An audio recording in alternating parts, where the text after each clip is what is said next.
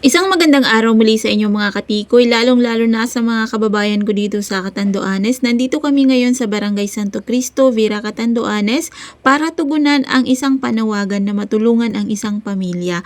At kasama natin ang ating mga kaibigan na kapwa-vlogger. Kasama nga natin dito ang ating kaibigan na galing pa ng San Andres na si Lakwat Serang Parlorista at syempre pa ang ating madamdamin na si Ma'am Sheila at nakasunod sa amin ang kusinerong Rabaso ng Baras. Medyo late lang yan kasi malayo pa siya. At nandito rin ang aming Kuya Michael na napakabait, nakaalalay sa aming mga baggage. Kung napapansin nyo mga katikoy, hindi namin ngayon kasama ang aming tatay na si Kapitan Amador Toledo kasi may importante siyang nilalakad at ganun din ang aming mumiyaki si Alberto.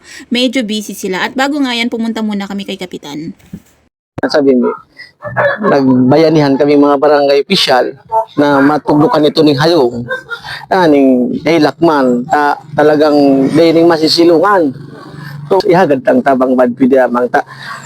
Although nakatrabaho man so iba, pero dahil baging ding magakuha ang magatrabaho tamayang mga diferensya. Bago nga kami dumiretso doon sa pamilya na aming tutulungan, kinausap muna namin si Kapitan para hingan ng konting impormasyon. So papunta lang kita duman. At bago nga kami pumunta dito sa Barangay Santo Cristo, nakipag-coordinate muna kami sa Barangay Council. Kaya andito nga sila kasama namin at ang buong tropa. Kaya tara, tingnan natin ang sitwasyon nila. At dahil na nga sa panawagan sa amin mga katikoy at kaliwat kanan na tag sa mga posts, andito na nga kami kasama ang ilang mga vloggers ng Catanduanes at nagtulong-tulong din kami para makaipon ng konting halaga para na rin makabili ng konting pagkain na aming iaabot sa kanila at hindi lang yun ang aming purpose mga katikoy. Nandito rin kaming lahat para matulungan silang makahingi ng tulong sa gobyerno at sa mga followers namin na may mabubuting puso at sobra-sobra yung biyayang binigay sa kanila ng Panginoon. At ihihingi po namin sila ng tulong sa inyo.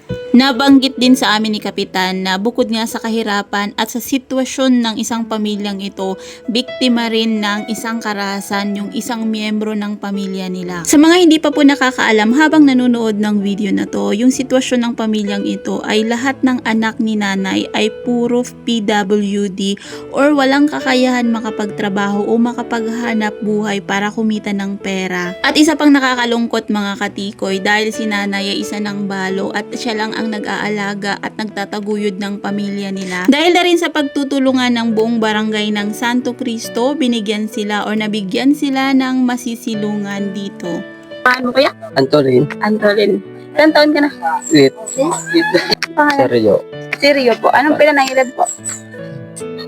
Wait. Di ba pa ito? Ikat na Ano pangalan? Ani. Ani.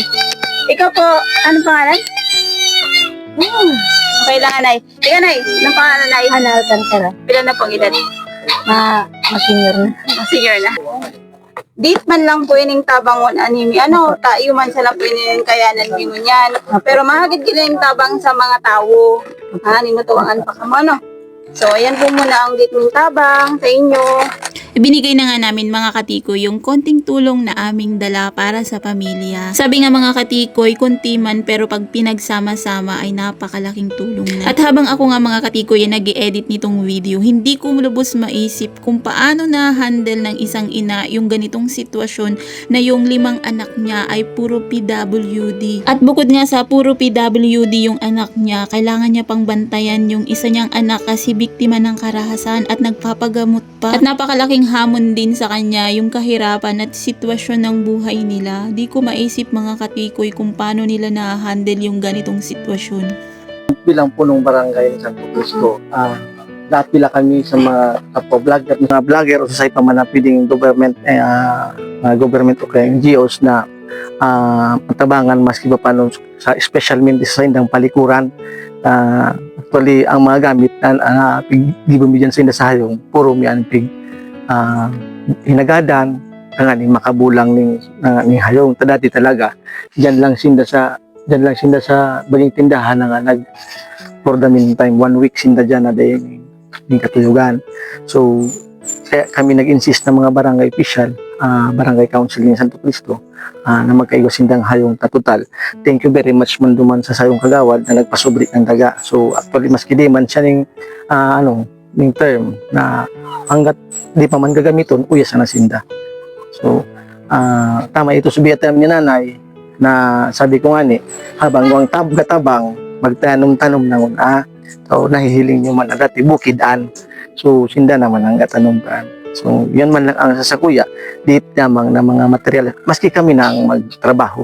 Total, ng mga panahon, igwa naman yung haring tabang sa DSWD, di man pwedeng daita ang PWDs, yung programa dyan, ang gobyerno. So, di man pwedeng dahi. Igwa ng tabang, kaya lang, siyempre, Di ba kung tuloy-tuloy? bakong tuloy-tuloy, buda siyempre, mentally nga ni, medyo maluya man sinda. Buda mentally, medyo maluya man sinda isipon mo nga ni sinanay, di siyang edad kang mga aki niya. O, di ba? Kung mga pilang edad na ka, di ba? Yeah, yun yung problema, kung source nila ng pagbuhay, yun yung problema, source nila ng pagbuhay. Di man kita gaano, kung sa maghanap ng trabaho, siguro masakit-sakit man sila makahanap ng trabaho, mahiling taman sana sa indang kamugtakan. So yan, kaya bilang kapitan ako, uya naman sinda, talagang makahirap ta inip, lalo na din di pabuyong papayan. Ngunyan ko lang naisiyan trauma ini. Ngunyan ko lang naisiyan na biya pabuyong papayan na trauma kaya ini. Duang bisis ini ginibuhaning actually suinot na nagbiyahe na. So sa pandua asa naka at large. So kaya makahilak talaga. Di man kami ni iba talagang sa ngunyan. Dit nagamit kung plywood ngayang yan puro papanon trapal. And then kung gaman ng di man kita matunong, kaya lang syempre ngunyan nagbago-baga ang administrasyon. So gaano pa kita na sana matawan ng comfort ng palikuran. 5 gabuspuan, tapos 5 sinda dyan sa biga katuyugan. So sa base sa sakuya tayo ni naghari naman ini talaga medyo maluya pagtayam. Ini ang medyo nakatrabaho. Ini sige nining nakauno sa inakabot. Ayo, medyo ang pagtayam ninda talagang dai medyo kulang-kulang. Kaya rias po ang sinda.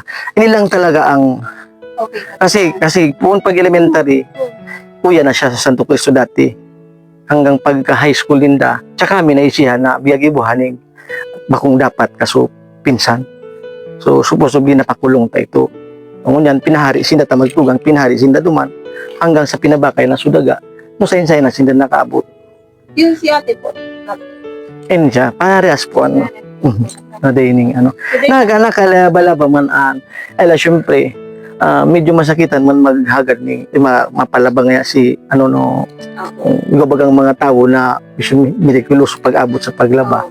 So yan, kaya ding ibang option, ako encourage ko sinda na mahula na nga, manindaan habang pangkatabang, at least kung magbuluhay na, pili na nindang mabibenta. Yun man lang ang ding ibang tauta. And then, kapasayamat kita sa mga vlogger na nakabot ka mo digdi. So, May naawat-awatan lang ka. kapasayamat kita din dita, medyo, yung big time ko duman sa mga council ko, i-post nyo, itag nyo sa mga vlogger na friend nyo, matawan ng atensyon, tadita kaya. Kasi naman kita kan magapay ko. So, anyway, salamat. Thank you very much na nakaabot ka mo. So, sana, so ibang makahiling ka ini, maging ulok man sa buot nyo na matabangan man ining pamilya ini. So, yan man lang po ang masasabi ko bilang punong barangay. Kami, kuya kami premigatabang sa Saida bilang barangay council. Dahil nga mga katikoy sa hindi rin nila maipaliwanag ng maayos yung sitwasyon o nararamdaman nila, si Kapitan na lang yung nagsalita para sa kanila. At dahil nga si Kapitan din yung nakakaalam ng totoong sitwasyon ng pamilyang ito, kaya nananawagan kami sa inyo mga katikoy sa maaabot nitong video at sa makakapanood nitong video na to, humihingi kami ng konting tulong na galing sa inyo para matulungan ang pamilya na ito kahit papano sa pang-araw-araw nilang gastusin. Lalong-lalo na mga katikoy sa pagpapagamot ng isang anak ni nanay. Kung makikita nyo mga katikoy, nagsisikap din sila magtanim-tanim ng mga gulay para kahit papano meron silang aanihin. At kung makikita nyo nga mga katikoy, kahit na nga binigyan sila ng Barangay Santo Cristo ng masisilungan or matutulugan, iniisip pa rin namin paano pag bumagyo, lalo tag-ulan na ngayon, paano pag lumakas yung ulan, edi bababasa sila kasi wala pa rin silang maayos na pangtakip sa kanilang masisilungan mga katikoy. Kaya nananawagan kami sa inyo na kung sino man yung may mga sobrang plywood na pwedeng pangtakip o pangdingding. At ayon nga rin kay Kapitan, isa sa mga concern niya na mabigyan sila ng CR o toilet para hindi naman sila mahirapan at para hindi sila magkalat ng dumi. Kaya sa maaabot po ng video na to, humihingi po kami ng konting tulong para sa pamilyang ito. At humihingi na rin po ako ng tulong na ma-share nyo po ang video na to para makarating din po sa ibang tao na gusto rin pong tumulong. Yung nagtabang niya, thank you.